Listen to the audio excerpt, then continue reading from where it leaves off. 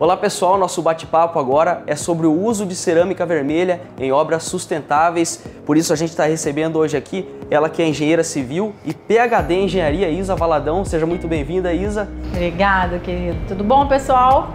A Isa que também tem um canal no YouTube, né, Isa? Falando sobre, dando várias dicas a respeito de engenharia, de obras sustentáveis e muito mais. Isso. Tem materiais lá. Inclusive eu tô falando num dos últimos vídeos sobre o bloco cerâmico estrutural, que a gente vai falar um pouquinho dele aqui. Aí vocês correm lá no YouTube, depois que acabar a nossa entrevista, nosso bate-papo, e aí acessa o canal, começa a me seguir, toca o sininho, aqueles negócios todos que vocês já sabem, né? É Isa Valadão, Isa com Z, tá? Tudo junto, vocês me acham no YouTube e no Instagram também, aí tem um outro Isa no final. Então é Isa Valadão Isa no Instagram. Espero vocês lá. Ô Isa, falando sobre a cerâmica vermelha, a utilização dela nas construções, quais são as ideias que você passaria para a utilização dessa cerâmica vermelha numa obra mais econômica, que gerasse mais economia? Então, a gente tem uma coisa chamada racionalização e uma outra coisa chamada modulação. Quando a gente junta a racionalização, que é o uso consciente, vamos dizer assim, sustentável das peças, quando o construtor ele vai comprar a quantidade de peça ideal para montar lá a sua casa, sua obra.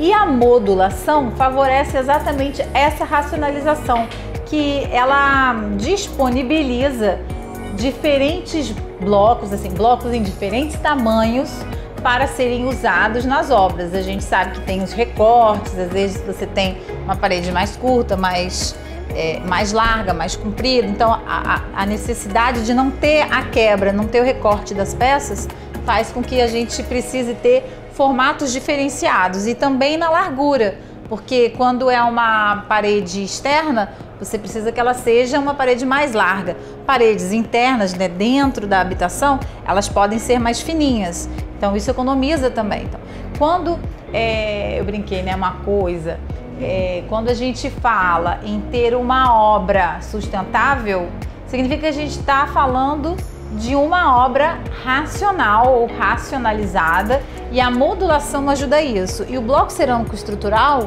ele se encaixa dentro dessa construção. Então, quando a gente fala de trazer a sustentabilidade para cerâmica vermelha, eu particularmente incentivo bastante o uso do bloco estrutural, né, feito de cerâmica, obviamente. Agora a gente pode dizer que a cerâmica vermelha, então, ela é mais sustentável do que o concorrente, utilizando-se numa obra. Qual que é essa? Você falou um pouco agora aqui, inclusive, né? Queria que você aprofundasse um pouquinho mais a respeito da principal contribuição da utilização dessa cerâmica vermelha na questão da sustentabilidade de uma obra. Então. A cerâmica, ela é feita com material natural. É o solo. O que ela usa? Ela usa solo, ela usa água, e ela usa ar, e ela usa fogo. Então, esses quatro elementos juntos fazem a cerâmica que vocês conhecem, né? Que a gente conhece. E ela tem algumas características. A principal delas, e que eu acho fantástica, é o isolamento térmico. Quer um exemplo? Você já tomou água num filtro de um filtro de barro? Sim.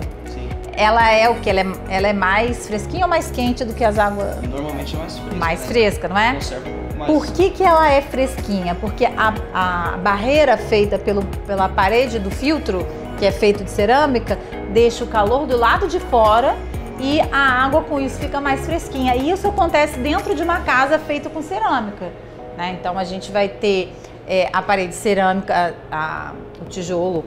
Tijolo não, gente, porque é bloco, tá? Tijolo é só o tijolo maciço. Você sabia disso? Sim. Né? Fiquei sabendo agora na conversa contigo, né? Só um tijolinho maciço, é só aquilo que a gente chama de tijolo, né? Isso, todos os outros furadinha, são blocos, né? Todos Tanto chamados de bloco. Tradicional quanto o estrutural. Mas aí voltando, o bloco, ele tem uns buraquinhos, depois vê se consegue colocar uma foto para o pessoal ver, diferenciados, tem uns maiores no meio e uns menorzinhos nas laterais, né, fazendo a parede do bloco.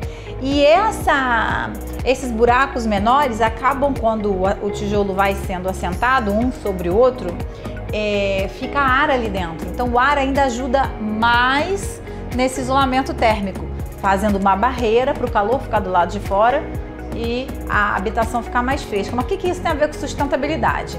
Tem a ver com o próprio conforto da pessoa que vai morar ali naquela casa, porque a gente faz casa pra gente morar, né? Então a gente precisa pensar nisso, nesse conforto. E, gente, eu não sei vocês, mas quando eu fico com calor, é ventilador ligado, ar-condicionado ou os dois juntos. E aí, quando tá menos quente dentro de casa, você vai diminuir o uso desses aparelhos. Eu costumo falar, brincar até com os meus alunos em sala de aula, que ser sustentável, fazer construção sustentável, não significa que a gente vai viver lá no meio da natureza, não vai ter nenhum conforto de ar-condicionado ou um conforto mais moderno.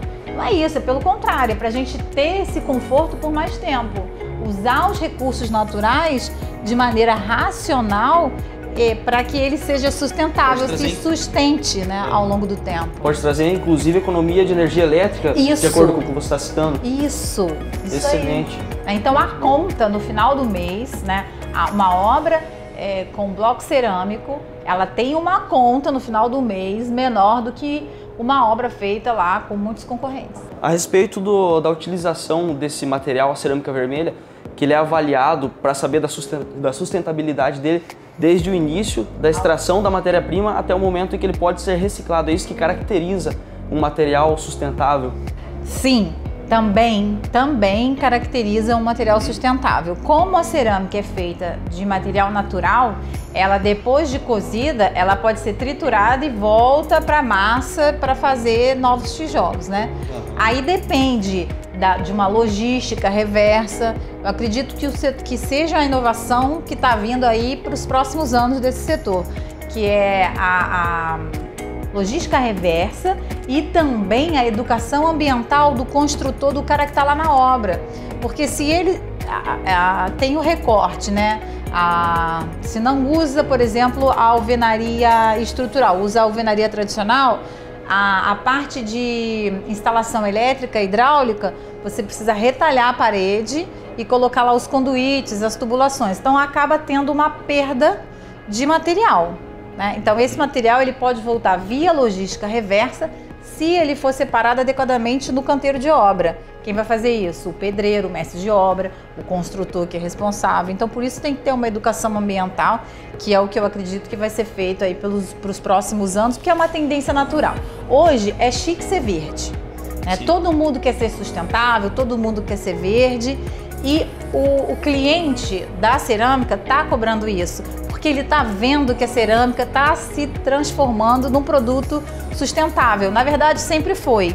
Só que com o passar dos anos, o investimento tecnológico de algumas cerâmicas trouxe à tona o poder do material cerâmico, do produto cerâmico, seja o bloco, o tijolo ou as telhas, até o próprio filtro, né?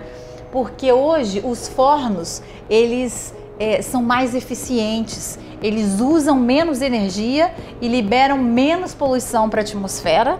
Olha só que interessante. Então é ponto para sustentabilidade. E as pessoas estão vendo isso. Quando tem um investimento em tecnologia, o bloco fica mais resistente, o bloco fica com maior qualidade e as pessoas estão começando a cobrar isso. Eu acho interessante essa questão da qualidade. A qualidade do bloco, ela é importante para essa sustentabilidade dentro da obra. Por quê? Porque as indústrias que têm investido nessa evolução tecnológica, que têm investido em melhores matérias-primas, elas estão se destacando com maior qualidade. É importante a pessoa em casa que vai comprar o seu bloco cerâmico saber cobrar, né, um selo de qualidade, porque existe selos de qualidade, né? Tem a norma e tem os selos de qualidade que o consumidor ele tem o direito de cobrar e a galera da cerâmica vai querer cada vez mais participar de todos esses selos, né? Porque ainda não é 100% das indústrias, mas está caminhando para isso. Agora, Luísa, na sua opinião, a pessoa que vai executar a obra, o construtor no caso, o que é que você acha que atrai essa pessoa para adquirir, para optar pela cerâmica vermelha na obra que ele vai executar, que ele vai construir lá? Então, não é a sustentabilidade. O cara até pensa, mas não é. O que vai bater o martelo é o preço. É o preço. Então, o preço do produto, né? A cerâmica é um produto, na minha opinião, até poderia ter um preço maior, ela tem um preço baixo, né? Então, eu acredito que dê para aumentar um pouquinho mais aí nos próximos anos, mas isso daí também eu não entendo muito não, tá, gente? Mas o preço é o que incide numa obra, não tem jeito, não tem como eu falar outra coisa.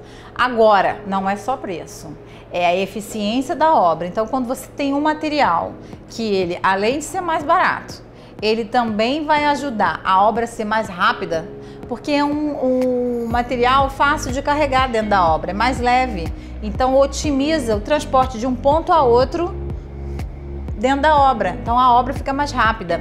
O bloco cerâmico estrutural, esse que eu falei que tem os buraquinhos menores na lateral, ele favorece até a colocação da argamassa. Então o pedreiro que vai estar ali executando a obra, subindo a parede, ele vai colocar essa argamassa de forma mais rápida.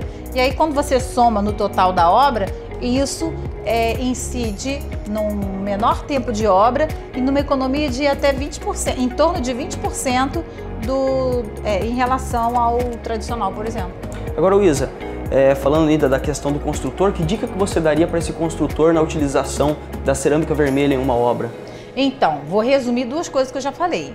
Primeiro, que ele procure um produto que tenha qualidade e seja certificado, né? Tenha selos de qualidade, tá?